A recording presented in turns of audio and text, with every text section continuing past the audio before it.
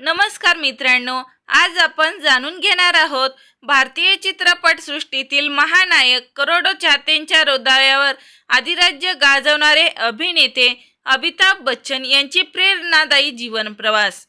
तर चला जाणून घेऊया संपूर्ण माहिती। 11 ऑक्टोबर 1942 रोजी उत्तर प्रदेशातील प्रयागराज येथे अमिताभ बच्चन यांचा जन्म झाला। त्यांचे वडील हरिवंश राय बच्चन हे होते। आई तेजी बच्चन त्यांनी नाटक आणि अभिनयाची आवड होती, तर वडील कवी होते। चित्रपटसृष्टीत सुरुवातीला अमिताभ बच्चन यांना अनेक अडचणींचा सामना करावा लागला।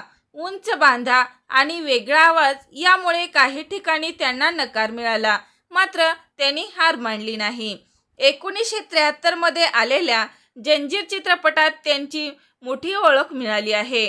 त्यानंतर शोले, दीवार, डॉन, अकबर, एंथनी, कुली, अग्निपथ, ब्लॅक, पिकू आणि अनेक चित्रपटांमध्ये त्यांच्या अभिनयाने प्रेक्षकांची मनं जिंकली आहेत।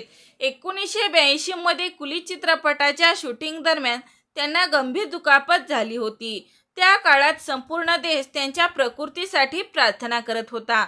उपचारानंतर त्यांनी पुन्हा दमदार पुनरागमन केले आहे। चित्रपटसृष्टीबरोबरच कोण बनेगा करोडपती या लोकप्रिय कार्यक्रमामुळे ते आजही प्रत्येकाच्या घरात पोचले आहेत। त्यांच्या साधेपणामुळे, मेहनतीमुळे आणि शिस्तबद्ध जीवनामुळे ते अनेक प्रेक्षकांचे प्रेरणास्थान बनले आहे। आजही वयाच्या 80 पुढे अमिताभ बच्चन तितक्याच उत्साहाने चित्रपट, जाहिराती आणि विविध कार्यक्रमांमध्ये सक्रिय असतात। त्यांचा प्रवास आपल्याला एकच संदेश देतो, मेहनत, संयम आणि चिकाटी असेल तर यश नक्कीच मिळते।